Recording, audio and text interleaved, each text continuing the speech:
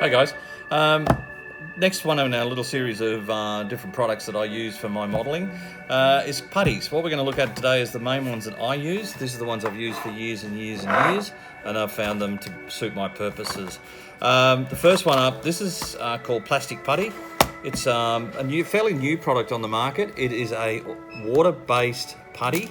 It's quite good for doing small areas, panel lines, things like that. It's not very good if you're trying to do larger gaps or larger holes and everything else. Basically a tube, squeeze it out, put it on. When you're rubbing it off, just use water or wet rag or your finger, everything else. Remove as much as you can.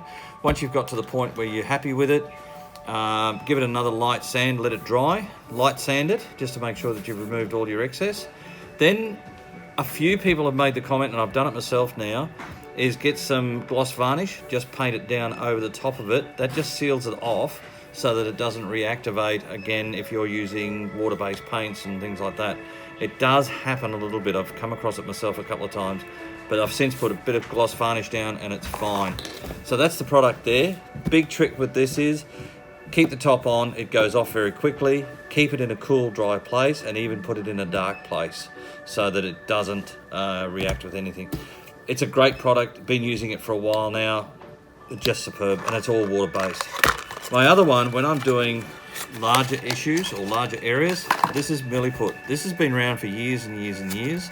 It's great for filling gaps, great for filling larger gaps, great for doing moulding, shaping, things like that. So if you're looking at doing some heavy-duty work, then this is the stuff to use. Two-part, water-based again.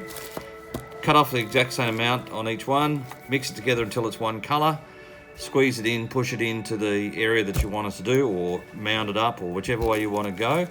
While you keep everything wet, you can keep manipulating it and doing things and all sorts of things.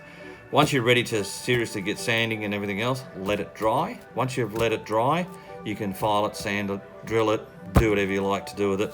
It's really, really good stuff. It's to the point where this is the silver grey. There's another one called superfine white. The differences are between the different ones. It's the coarseness of the product which determines its pricing and which one it is. This one is about the third one along. So the final one is the superfine white, if you want to do it that one. As I said, I've used them for years. I really like them. Great for gap filling, things like that. If I am working with resin figures and resin kits and things, I use a gap filling super glue. The beauty of this is it goes onto the joint or wherever you want to seal it. Give it a few seconds, let it dry, then start sanding it. Don't let it sit for half an hour, 3/4 an hour, thinking that once it's really dry, I'll work it. The longer you let it dry, the harder it is to remove. So give it only a minute or so before you start sanding. As I said, I use it a lot on resin. I know people who use it on resin kits, resin figures, all that sort of stuff. It's also not bad if you're trying to fill a gap in plastic and you want something a little bit more solid. That will also work. For my final putty type of thing, filler, I'll use one of these. This is done by Guns, but there's a whole lot of them available from Tamiya, and there's spray-on ones and all sorts of things. This is just sort of like a final filler. If you've done all your sanding, you just want something just a little bit more to fill in any little other scratches and marks and dents and whatever. This is basically it's a liquid putty. Again, just take it out of the bottle with a toothpick or whatever, wipe it on the surface or the joint, let it dry, sand it out. It's just fine. As I said, it's great for that final finishing or that final edging. Now, there are a couple of others around. Those first two I showed you were water-based. These are obviously super glue, and this is a oil-based one. This is done by Vallejo. This is very similar to the Perfect Plastic Putty. Again, it's just water-based. This is Vallejo's version of it, or of style of it. Again, similar products, similar things. The beauty of these two is that they don't shrink. I've never had them shrink at any time. Some putties will, so you've got to keep refilling. The other two I've used over the years, this is the Mr. Putty, which I tried a while back.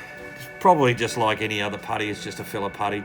I did find, this is the Tamiya version of it as well. I did find the Tamiya one and this one tend to shrink a little bit over a little bit of time. So you might want to make sure that you let it dry and then retouch up anything else. Or put some of that into it over the top of what you've sanded, just to give you that final little edge of finishing off. Look, there are so many different putties and glue and fillers and everything available these days. I actually sat down and worked out, in the store alone, there's 28 different versions of putty and filler that you can offer, and they all are different. They all, generally though, depending on whether it's water-based or this style, they all are basically the same. It's just a matter of whether you like the texture of a particular thing or ease of use. There are spray can fillers as well, so that you can use them. But other than that, they're all pretty basically the same. As I said, this is what I use, but a lot of people will tell you, oh, I use this one because I really like it, or I use that one, or I use this, or I use that. It comes down to preference. Just come and talk to us, try them out and see what you think. If you're looking at curing times, the milliput will go off in about, generally once you've stopped letting it get wet, I normally can start working it. It's dry in about half an hour. This one, the plastic putty, generally it's just that, and this one tend to be probably half an hour before you sort of really dry, and then you can start sort of messing around with it. This goes off pretty quickly. The super glue goes off in about 15 to 20 seconds. The Tamiya putty, I find, goes off probably around about the same time, about half an hour. So they're all within that region. The only other interesting one that's a filler that people do use as a filler is araldite. They use it as a glue and a filler. These ones actually are timed. They actually have, this is the 5 minute, there's a 15 minute, and there's a half an hour one as well. So that's another one you can use, but it is 2 parts. So you've got to sort of do a little mixing and things like that. Down below this, you'll find a link to all the different products that we were talking about and others.